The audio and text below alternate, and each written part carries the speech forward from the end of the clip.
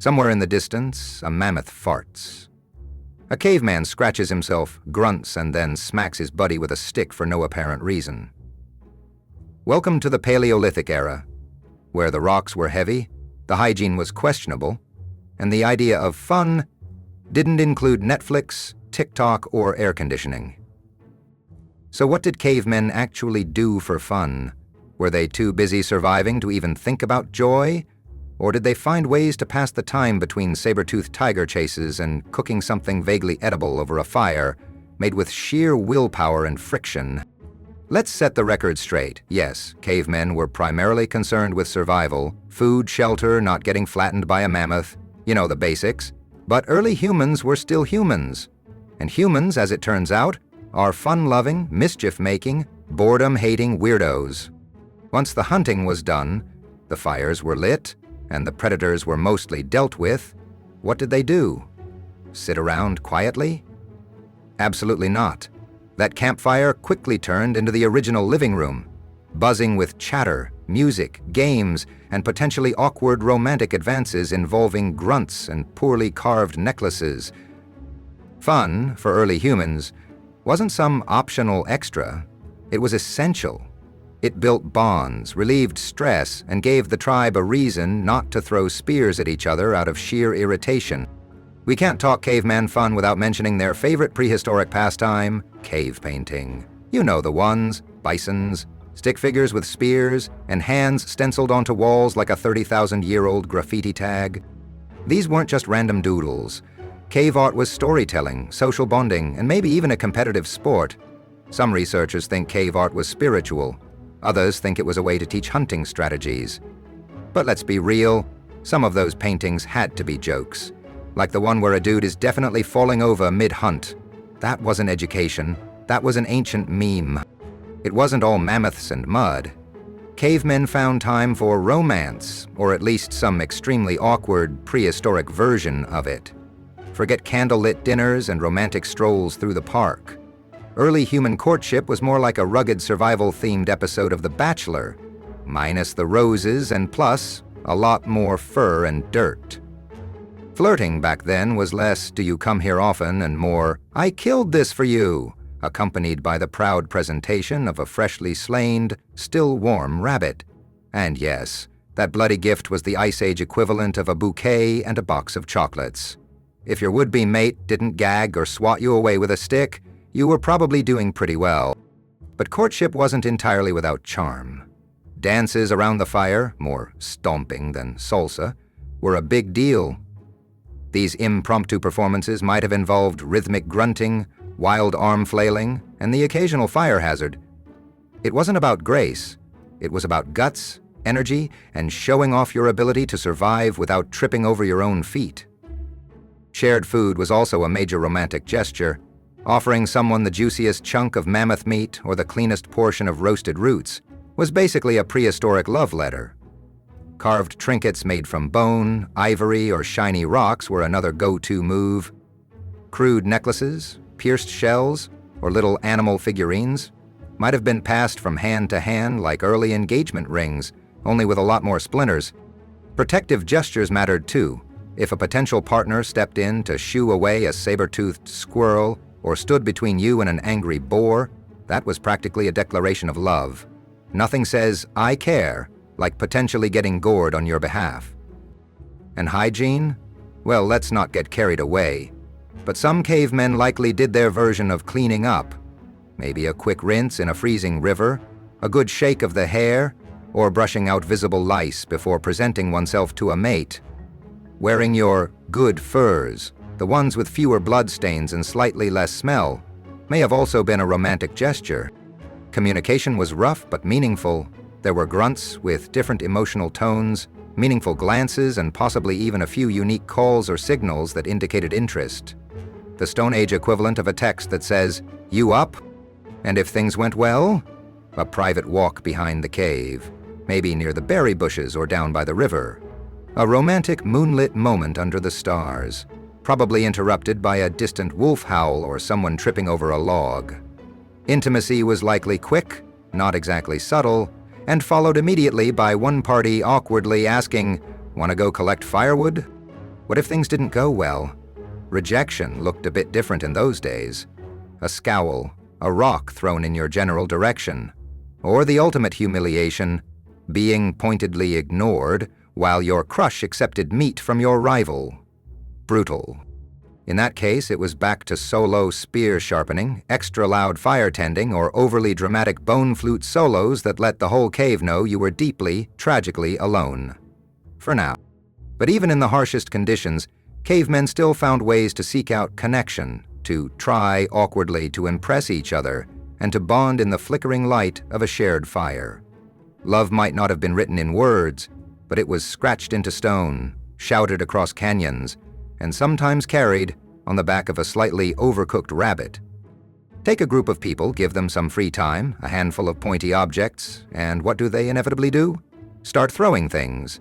It's practically a human reflex. Whether it was rocks, spears, sticks, bones, or, depending on how bored they were, the occasional unlucky squirrel, don't worry, it probably got away, early humans turned projectile hurling into an art form. Sure, throwing had a serious purpose. It was a critical hunting skill. Knowing how to hurl a spear just right could mean the difference between roast dinner and going to bed with an empty stomach. But come on, we all know that once the hunting was done and the mammoth steaks were sizzling over the fire, somebody stood up, looked at a rock, looked at a tree and said, "First one to hit that tree stump wins Grog's last piece of jerky." Boom. The prehistoric Olympics were born. And like all good sports, it escalated quickly. First, it was just hitting targets. Then it was hitting moving targets. Then it was trying to hit targets while spinning, running, or balancing on one foot. Someone definitely invented trick shots. Someone else immediately got injured attempting one. And someone, probably Thog, made it weird by bringing in an unnecessarily large rock and pulling a shoulder muscle. It wasn't long before teams were formed. Tribes split into groups. Lines were drawn in the dirt. Sibling rivalries emerged. Bets were made. Honor was challenged. The losers had to clean the fire pit, and the winners got bragging rights for a week.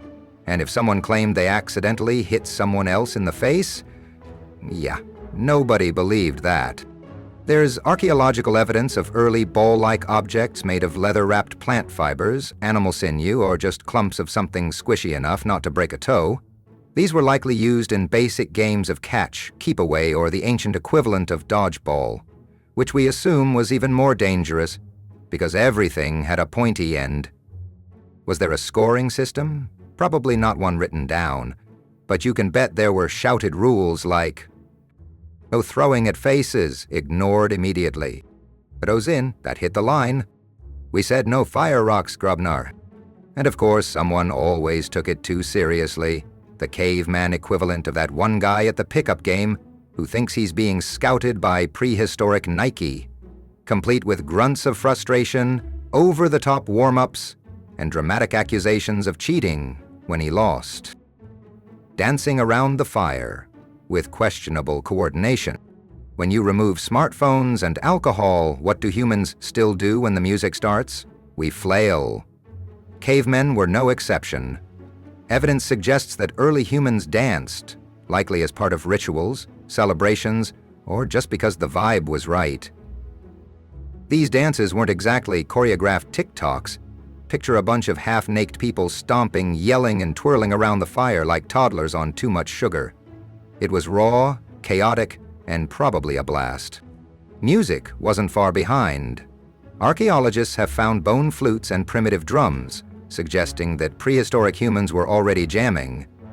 If someone dropped a beat, you can bet someone else started howling to it, pranking and play fighting, because humans are chaos goblins. Let's not pretend our ancestors were noble, stoic warriors. They weren't all fire-staring philosophers contemplating mammoth migration patterns and the meaning of existence. No, cavemen, like modern humans, probably loved a good prank. In fact, the urge to mess with your fellow tribe members is likely older than language itself. After all, when you live in a cave with the same 15 people day in and day out, you need something to spice things up. Enter the prehistoric prank wars. Tripwire made from vines? Classic. Set it just outside the sleeping area, wait for sunrise, and enjoy the show as Thog eats dirt with a confused grunt. Nearing something smelly on someone's sleeping furs? Hilarious, especially if it was something suspiciously warm, freshly dug from the nearby latrine bush. You can practically hear the giggling behind the rocks. Convincing a buddy that the moon was angry with them? Legendary. Add a few ominous chants, a strategically timed wolf howl, and a face painted with charcoal, and suddenly Grobnar is crying and promising to stop stealing extra mammoth jerky at night. Some of these pranks were probably ritualized. Think of it like the tribe's version of initiation. Welcome to adulthood. Here's a face full of mud and a fake spider made of sticks shoved in your bed.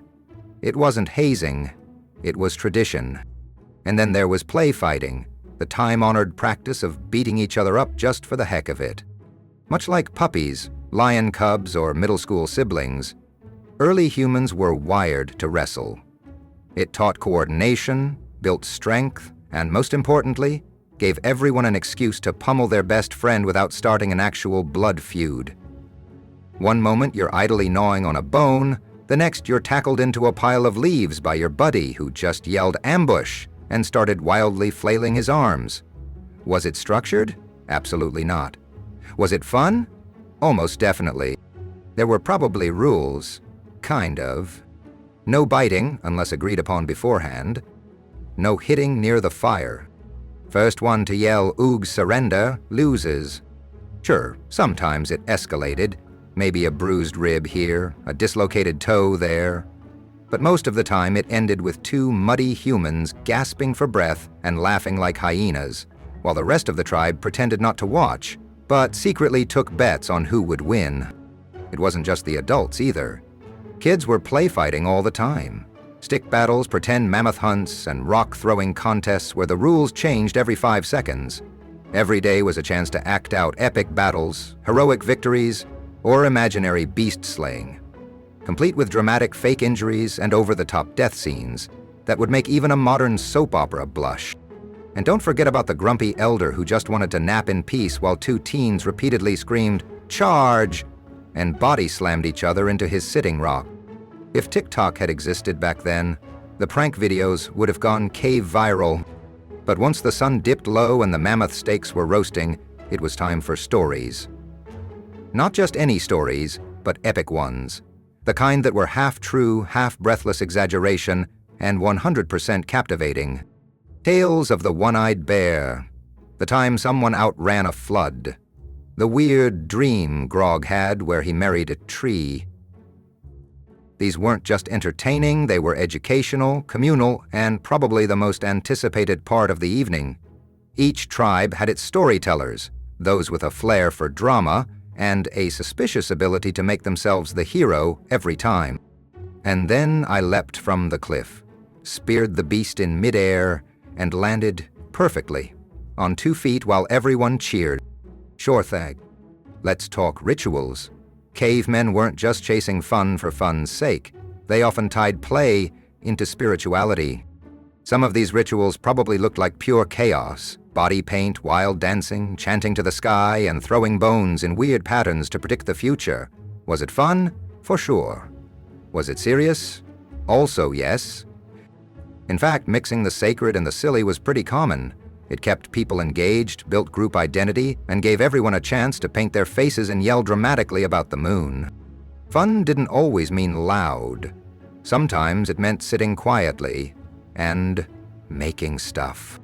From sharpening tools to carving animal bones into jewelry, cavemen loved a good side project. It passed the time and produced useful, or at least decorative, results. That little carved wolf pendant? It might have taken days, but it also let Thog chill, hume to himself and ignore his responsibilities for a bit. Basically the prehistoric version of crocheting while ignoring emails. Even when they weren't hunting, early humans wandered.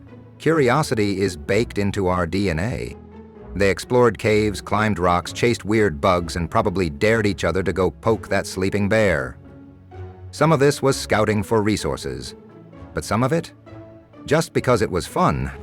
Every rock was a mystery. Every crevice could be hiding treasure, danger, or both. It was like nature's sandbox, and cavemen were very determined kids.